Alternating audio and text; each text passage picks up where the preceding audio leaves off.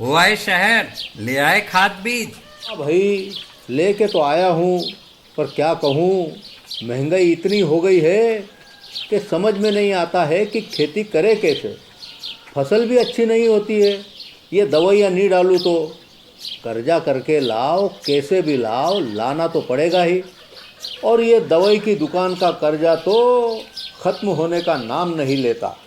लाना तो मुझे भी है, पर सब कुछ इतना महंगा है। कहाँ से लाऊं, किससे खरीदूं, किसके पास सही दामों में मिलेगा और क्वालिटी उत्पाद भी मिलेगा या नहीं।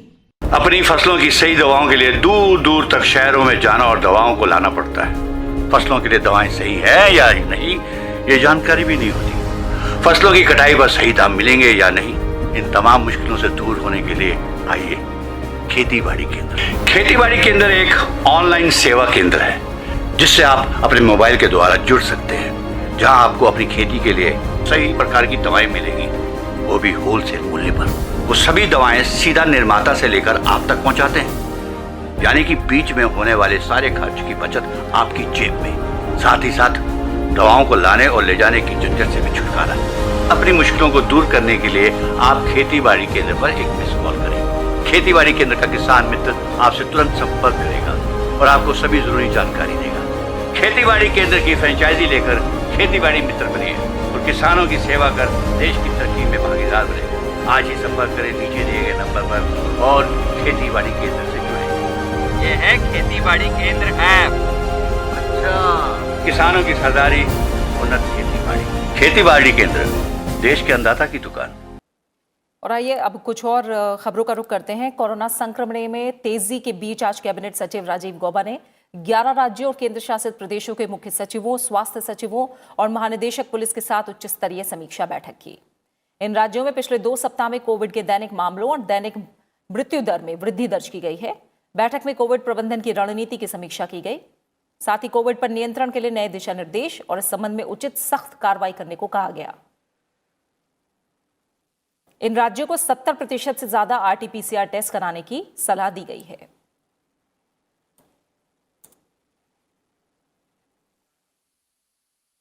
कोरोना संक्रमण के बढ़ते मामलों को देखते हुए महाराष्ट्र के पुणे में 7 दिनों के लिए आंशिक लॉकडाउन लगाया गया है। प्रशासन ने आज शाम 6 बजे से लेकर सुबह 6 बजे तक कर्फ्यू का ऐलान किया है। शहर में अगले 7 दिन तक धार्मिक स्थल, बार, रेस्टोरेंट और होटल बंद रहेंगे। बस सेवाओं को भी 7 दिनों तक बंद रखने का फैसला लिया गया है। इस दौरान सभी राजनीतिक और सामाजिक कार्यक्रम भी बंद रहेंगे। हालांकि पहले से तय शादी समारोह में सिर्फ 50 लोग ही शामिल हो सकते हैं, जबकि अंतिम संस्कार में 20 लोगों के शामिल होने की अनुमति होगी। 7 दिन बाद हालात का जायजा लेकर आगे फैसला लिया जाएगा। यहां 30 अप्रैल तक सभी स्कूल और कॉलेज बंद रहेंगे। वहीं छत्तीसगढ़ के दुर्ग में 6 अप्रैल से 14 अप्रैल तक पूरी तरह से लॉकडाउन लागू करने का ऐलान किया गया है। यहां लॉकडाउन के वक्त जो नियम थे, उन्हीं नियम का पालन किया जाएगा।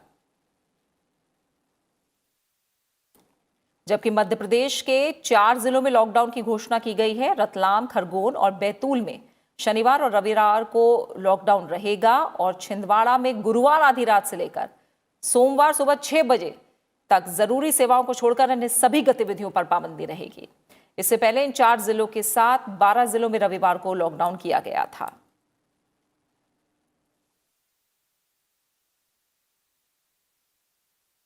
देश में कोविड से स्वस्थ होने की दर कम होकर अब ज्यादा हो गई है और 93.68% पर यह आ गई है।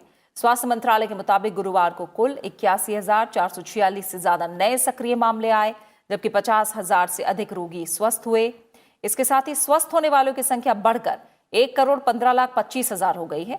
इस समय देश में 6,14,000 से अधिक सक्रिय मामले हैं, जो कुल संक्रमित लोगों की संख्या का 5% है।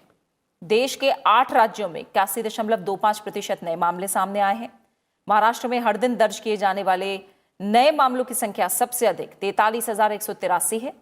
इसके बाद छत्तीसगढ़ में 4,617 और कर्नाटक में 4,234 नए मामले सामने आए हैं।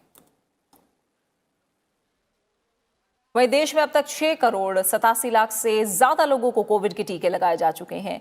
कोविड टीकाकरण अभियान के 76वें दिन रिकॉर्ड 36,71,000 से ज्यादा लोगों को टीका लगाया गया, जो एक दिन में सर्वाधिक टीकाकरण है। स्वास्थ्य मंत्रालय के मुताबिक अब तक 3,17,00,000 से ज्यादा वरिष्ठ नागरिकों और 97,83,000 से ज्यादा कोमॉर्बिडिटी से ग्रस्त 45 साल से ज्यादा उम्र के लोगों को वैक्सीन की पहली खुराक दी जा चुकी है। वहीं 2,18,000 से ज्यादा वरिष्ठ नागरिकों और करीब 39,000 कोमॉर्बिडिटी से ग्रस्त लोगों को वैक्सीन की दूसरी खुराक दी जा चुकी है। रिपोर्ट के मुताबिक अब तक 83,06,000 से ज्यादा स्वास्थ्य कर्मियों को वैक्सीन की पहली और 52,84,000 स्वास्थ्य कर्मियों को दूसरी डोज दी जा चुकी है, जबकि 93,53,000 फ्रंटलाइन वर्कर्स को पहली और 40,97,000 फ्रंटलाइन वर्कर्स को दूसरा टीका लगाया जा चुका है।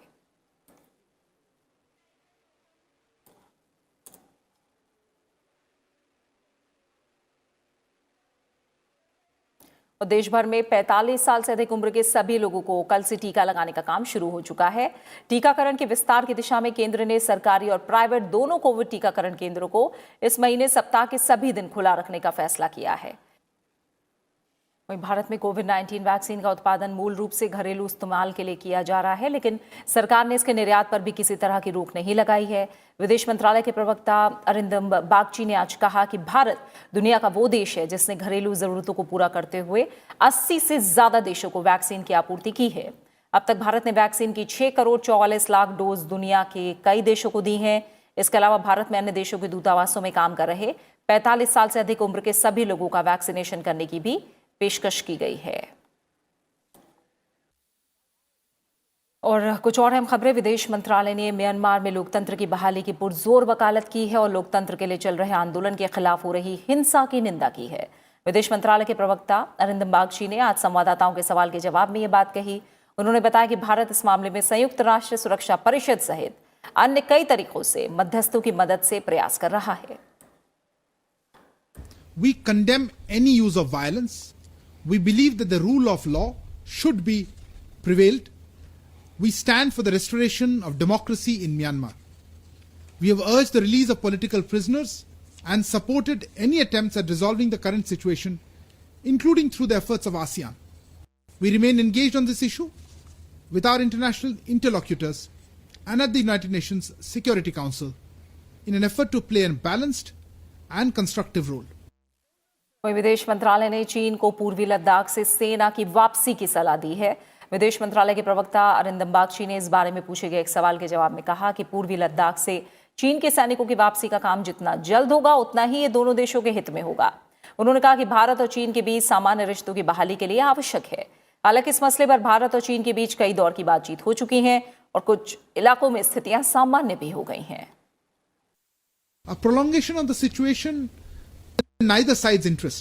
We therefore hope that the Chinese side will work with us to ensure that the disengagement in the remaining areas is completed at the earliest. This would allow both sides to consider de-escalation of forces in eastern Ladakh, as that alone will lead to restoration of peace and tranquility and provide conditions for progress of our overall bilateral relationship. और जम्मू कश्मीर के पुलवामा में सुरक्षा बलों ने 3 आतंकियों को ढेर कर दिया। मुठभेड़ पुलवामा के काकापोरा इलाके में हुई और सभी आतंकी स्थानीय थे और 3 मंजिला इमारत में छिपे थे।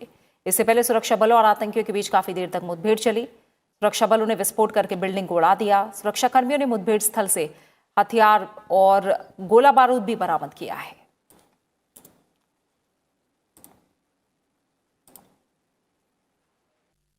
फिलहाल इस बुलेटिन में इतना ही, लेकिन चलते चलते एक बार फिर बात कोविड महामारी से बचाव की। कोविड मरीजों की संख्या फिर बढ़ रही है। संसद टीवी आपसे अपील करता है कि आप कोई भी कोताही ना बरते, सुरक्षा के सभी उपायों का पालन करें और 45 वर्ष से अधिक आयु के सभी लोग बेहिचक टीका लगवाएं, सुरक्षित रहें और 3 आसान उपायों का पालन करें।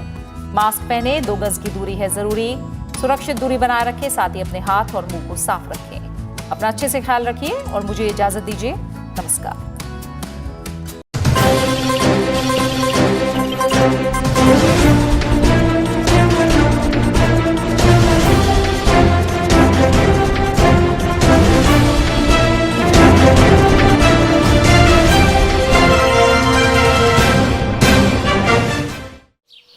ओ काका, हुआ है शहर, ले आए खाद बीज। हाँ भाई, लेके तो आया हूँ, पर क्या कहूँ, महंगाई इतनी हो गई है, कि समझ में नहीं आता है कि खेती करे कैसे। फसल भी अच्छी नहीं होती है, ये दवाइयाँ नहीं डालूँ तो कर्जा करके लाओ, कैसे भी लाओ, लाना तो पड़ेगा ही। और ये दवाई की दुकान का कर्जा तो ख़त्म होने का नाम नहीं लेता। लाना तो मुझे भी है, पर सब कुछ इतना महंगा है, कहाँ से लाऊं, किससे खरीदूं, किसके पास सही दामों में मिलेगा और क्वालिटी उत्पाद भी मिलेगा या नहीं। अपनी फसलों की सही दवाओं के लिए दूर दूर तक शहरों में जाना और दवाओं को लाना पड़ता है। फसलों के लिए दवाएं सही है या नहीं, ये जानकारी भी नहीं होती। फसलों की कटाई पर सही दाम मिलेंगे या नहीं, इन तमाम मुश्किलों से दूर होने के लिए आइए खेती बाड़ी केंद्र। खेती बाड़ी केंद्र एक ऑनलाइन सेवा केंद्र है जिससे आप अपने मोबाइल के द्वारा जुड़ सकते हैं, जहां आपको अपनी खेती के लिए सही प्रकार की दवाएं मिलेंगी, वो भी होलसेल मूल्य पर। वो सभी दवाएं सीधा निर्माता से लेकर आप तक पहुंचाते हैं, यानी कि बीच में होने वाले सारे खर्च की बचत आपकी जेब में। साथ ही साथ दवाओं को लाने और ले जाने की झंझट से भी छुटकारा। अपनी मुश्किलों को दूर करने के लिए आप खेती बाड़ी केंद्र पर एक मिस कॉल करें। खेती बाड़ी केंद्र का किसान मित्र आपसे तुरंत संपर्क करेगा और आपको सभी जरूरी जानकारी देगा। खेती बाड़ी केंद्र की फ्रेंचाइजी लेकर खेती बाड़ी मित्र बनिए और किसानों की सेवा कर देश की तरक्की में भागीदार बने। आज ही संपर्क करें नीचे दिए गए नंबर पर और खेती बाड़ी केंद्र से जुड़े। ये है खेती बाड़ी केंद्र ऐप। अच्छा, किसानों की सरदारी, उन्नत खेती बाड़ी। खेती बाड़ी केंद्र, देश के अन्नदाता की दुकान।